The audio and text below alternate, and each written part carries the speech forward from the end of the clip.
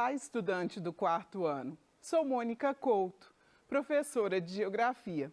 Na aula de hoje, nós vamos continuar uma trajetória que a gente vem construindo, sobre as unidades político-administrativas do Brasil. Mas hoje, em especial, nós vamos dizer de uma forma de organizar essas unidades político-administrativas, que é uma forma de regionalizar o Brasil. Então, juntos, na aula de hoje, eu e você, nós vamos definir o que é uma região e, por consequência, o que é regionalização. Nós vamos identificar e caracterizar as 5 regiões brasileiras, aquelas definidas pelo IBGE, e nós vamos ler e interpretar mapas temáticos do Brasil. Então, para a gente começar, eu te convido a observar comigo essa representação, esse mapa, então, do nosso país. E aí, eu lembro com você conceitos que já construímos juntos. Quando a gente se posiciona frente a um mapa, existem pelo menos 2 elementos que nos ajudam a o compreender melhor. E se você se lembra, esses elementos são o título e a legenda. Então eu chamo a sua atenção para esses 2 elementos aqui no nosso mapa. O primeiro deles, o título. O nosso mapa tem como nome Brasil, Divisão Regional do IBGE. Então, ele dá um indicativo que há uma divisão regional das nossas unidades federativas. E quem fez essa divisão foi o IBGE, o Instituto Brasileiro de Geografia e Estatística. Quando eu te convido a observar aquele outro elemento crucial, que é a legenda, você vai observar que as 5 cores que estão representadas no mapa, elas estão resumidas, então, em um nome para cada uma dessas regiões. E aí a gente tem, então, região norte em verde, região nordeste numa espécie de vermelho, região sudeste num tom de rosa, aí, de cor de rosa, região centro-oeste num tom de amarelo e região sul num tom de lilás aí. Então, guarda esse mapa que vamos discutir muito e vamos retomar a ele ao longo da nossa aula. E aí você deve estar se perguntando, mas por que as unidades federativas foram agrupadas dessa forma?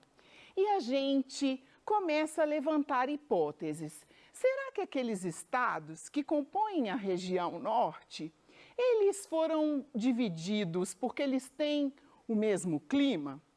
Porque eles têm uma mesma localização geográfica? Porque eles têm características culturais semelhantes? Ou porque eles têm formas de relevo semelhantes? Então, quando a gente fala de regionalizar, o que é regionalizar? Quando eu digo que uma determinada região, eu falo, a gente mora na região norte de Belo Horizonte, ou a gente mora na região central do estado de Minas Gerais, eu estou dividindo um determinado território em porções menores, dividindo ou classificando. E para eu fazer essa divisão e essa classificação, eu preciso considerar características semelhantes. Essas características semelhantes entre esses lugares que compõem essa região, no caso do Brasil, entre essas unidades federativas que formam uma determinada região, eu estou considerando características naturais, eu posso estar considerando características econômicas, eu posso simplesmente estar considerando a posição geográfica, mas eu posso estar considerando característica política, histórica, cultural. Eu posso pensar diversas outras formas de regionalizar. Atualmente, você tem se deparado com o mapa do Brasil regionalizado pensando o número de casos de Covid, por exemplo. Então, as formas de regionalizar, elas são múltiplas. Hoje a gente vai pensar especificamente quais os critérios e quais as semelhanças existem para que o Brasil tenha sido dividido em 5 regiões. E aí, você deve estar se perguntando, mas por que então que o nosso país, o Brasil, precisou ser dividido em regiões? É uma pergunta que a gente já respondeu quando a gente pensou a divisão em unidades administrativas, nos 26 estados mais o Distrito Federal. Você se lembra? Naquele contexto, a gente explicou, olha, o Brasil é extenso, é um território extenso, mais de 8 milhões de quilômetros quadrados. Isso, para ser melhor administrado, ele precisa ser dividido. E naquele contexto, ele foi dividido em unidades federativas, em municípios. Agora, essas unidades federativas, elas são divididas em grandes regiões. E por que isso acontece? Para fazer com que o governo se atualize no conhecimento do país como um todo e de cada uma dessas regiões, mas também para viabilizar a definição de uma base territorial para a qual a gente vai buscar informação. O que é isso, né? A gente vai pensar, por exemplo, o IBGE vai fazer a contagem da população, o censo. Como é que ele vai apresentar esses dados? A partir do momento que a gente tem essa base territorial, ou seja, essa regionalização, fica mais fácil a gente apresentar aqueles dados que são coletados num universo de um país tão extenso. E também para subsidiar os governos, ou seja, para dar possibilidade do governo federal, na escala de estado, das unidades federativas e na escala de município, de conhecer esse território e melhor administrá-lo. Ou seja, se a região nordeste do Brasil é uma região que sofre com o problema da seca, quando o governo federal tem conhecimento que aquela região precisa de uma atenção especial devido a essa questão que é natural, para lá vão políticas públicas diferentes das políticas públicas do Sudeste, onde está Minas, São Paulo, Rio. Então, a regionalização, ela serve para o melhor conhecimento, mas também para uma melhor administração do território. E aí agora você deve estar se perguntando, ela diz que para regionalizar a gente escolhe critérios e não nos disse quais os critérios então que foram definidos para dividir o Brasil em 5 regiões. Então vamos conhecer quais são esses critérios? Os critérios então que o Instituto Brasileiro de Geografia e Estatística, o IBGE, escolheu para regionalizar foram características naturais, sociais, históricas, econômicas e culturais. Grande variedade de características foram escolhidas. Aqui você tem a comprovação do quanto o Brasil é diverso, né? Não dava para escolher uma característica apenas para regionalizar. Isso seria um dificultador, por isso foram escolhidas características tanto naturais, como sociais, quanto históricas, quanto econômicas. E pensando essas características, o nosso país, então, ficou dividido em 5 regiões. Aquelas que a gente já conversou um pouquinho lá no nosso mapa, né? Eu retomo com ele para você relembrar. Aquelas 5 regiões: Norte, Nordeste, Sudeste, Centro-Oeste e Sul. Agora, eu te convido a conhecer comigo cada uma dessas 5 regiões. Nós vamos começar pela região Norte. E aí, eu chamo a sua atenção que ao lado você observa a representação da região Norte. Então, estão destacados na coloração verde, às vezes verde mais escuro, verde mais claro, os estados que compõem a região Norte. São 7 unidades federativas. Lembra que a gente chama de unidade federativa porque a gente está contando o Distrito Federal. Mas como a região norte não é a que abriga o Distrito Federal, podemos chamar as suas unidades federativas também de estados. Então, aqui, a gente tem 7 unidades federativas ou estados: o Amazonas, o Acre, o Amapá, o Roraima, o Rondônia e o Tocantins. São os 7 estados, então, que formam a região norte brasileira. Se a gente observa, é uma dimensão territorial expressiva, a maior região brasileira. E é uma região que é coberta por uma formação vegetal, a floresta amazônica. E devido à proximidade que essa região se encontra da linha do Equador, é uma região de elevadas temperaturas. Como a gente tem umidade, tanto das plantas, porque quando as plantas transpiram, perdem água, quanto dos próprios rios, o rio Amazonas, aquele rio largo, caudaloso, com grande volume de água, a gente tem nessa região um tipo de clima que a gente chama de equatorial. Um clima quente e úmido. As chuvas, elas são uma constante na região norte do Brasil. Quando a gente pensa as características sociais, ela é a região que abriga a menor população do Brasil. Em parte, isso se justifica pelas condições climáticas e pela própria presença da floresta. É uma região onde a gente tem a maior concentração no Brasil de comunidades indígenas, de povos indígenas.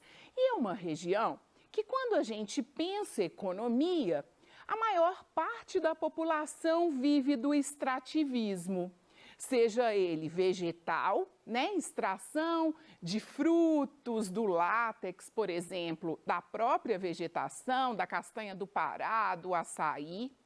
Mas existe na região uma área onde a gente concentra indústrias que montam produtos, que é esse lugar que a gente chama de Zona Franca de Manaus. Está na capital do estado do Amazonas, um lugar onde chegam peças de produtos eletrônicos vindas do mundo todo e lá montam videogames, celulares, as motos Honda, por exemplo. Então, a gente conversou um pouquinho sobre a região norte. Vamos para o Nordeste? Então, a região Nordeste é aquela que tem o maior número de estados, de unidades federativas. Então, nós temos 9 unidades federativas no Nordeste: Alagoas, Maranhão, Piauí, Pernambuco, Paraíba, Ceará, Sergipe, Rio Grande do Norte e Bahia. Nessa região, a gente tem uma vegetação específica que a gente chama de caatinga, que é a mesma coisa que mata branca. É uma vegetação que se localiza na porção do Nordeste, onde a gente tem a predominância de um clima que é o semiárido. E o clima semiárido é esse clima onde a disponibilidade de chuva é bem pequena. Por isso, a vegetação é adaptada. A gente chama de mata branca, porque se você sobrevoa a vegetação da caatinga, como ela tem poucas folhas, você logo vê o solo. Então, a ideia de mata branca é por isso. Mas como o Nordeste tem uma porção e todos os seus estados são banhados pelo Oceano Atlântico, lá também há ocorrência de outras formações vegetais. A Mata Atlântica, que na sua maioria deu lugar às cidades. Porque é no Nordeste também onde chegaram os colonizadores. Como eles vieram, o meio de transporte eram as caravelas, e lá a gente está tratando do litoral, é a região de povoamento externo, mais antigo. Porque aí se a gente pensa as comunidades indígenas que aqui já viviam, já existia população. Mas essa população imigrante que chega no Brasil é a que se localiza e se fixa nesse território. Lá a gente tem as indústrias concentradas mais na faixa litorânea, mas temos uma variedade de atividades agrícolas, a produção de cacau, né, a própria produção de cana-de-açúcar, que é histórica no nosso país. Região Sudeste, a nossa região, onde está localizado o nosso estado, Minas Gerais. Ela é formada por mais 3 estados, além de Minas, Rio, São Paulo e Espírito Santo. É uma região que mescla formações vegetais. Então, temos o cerrado, né? Essa vegetação que predomina mais na porção central do Brasil, né? Essa vegetação de árvores de troncos retorcidos, esse bioma que a gente chama de caixa d'água, né? Porque lá estão as nascentes dos principais rios brasileiros. E também a Mata Atlântica, bastante devastada em função da urbanização. É a região que concentra a maior população e concentra também o maior desenvolvimento econômico e industrial. A região Centro-Oeste é a região do Brasil que abriga a capital do nosso país, Brasília. Então, aqui são 3 estados mais o Distrito Federal. E é uma região muito semelhante às características naturais do Sudeste, né? É uma região onde predomina a vegetação do cerrado, estamos na porção central do Brasil, né, na área central do nosso país, e o clima é o tropical. Um clima tropical um pouco mais seco. Tem uma vegetação, né, um bioma que chama atenção, que é o Pantanal. A população não é grande e ela é uma população oriunda de outras regiões. Se a gente pensa a história do Brasil, o Sudeste se formou depois. A região Sul, ela é uma região que tem características diferentes pela posição geográfica. Ela está abaixo de uma linha imaginária que a gente chama de Trópico de Capricórnio. Por isso que você vê na televisão a incidência de neve em algumas cidades mais elevadas do sul. Então, você tem uma vegetação mais adaptada, que é a mata de araucária, e você tem uma população que foi formada por imigrantes.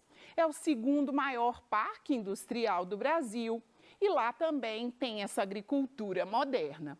Estamos dizendo, então, de Paraná, Santa Catarina e Rio Grande do Sul.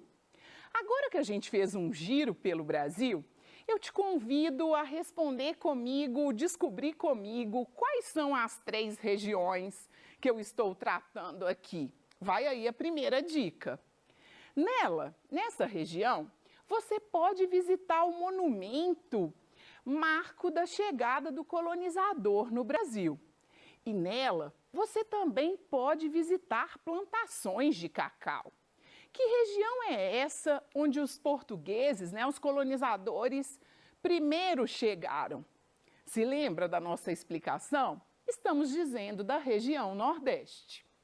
A segunda dica, nela encontra-se os estados de maior desenvolvimento econômico, além de concentrar apenas em uma cidade mais de 10 milhões de pessoas. Qual que é a região da qual fazemos parte, né? Que concentra aí em uma cidade, que é São Paulo, o município de São Paulo, concentra mais de 10 milhões de pessoas. Estamos aqui dizendo da região Sudeste. E a última, nela encontra-se a capital do Brasil. Lembra que o Distrito Federal é um distrito localizado dentro do estado do Goiás, que compreende a região Centro-Oeste.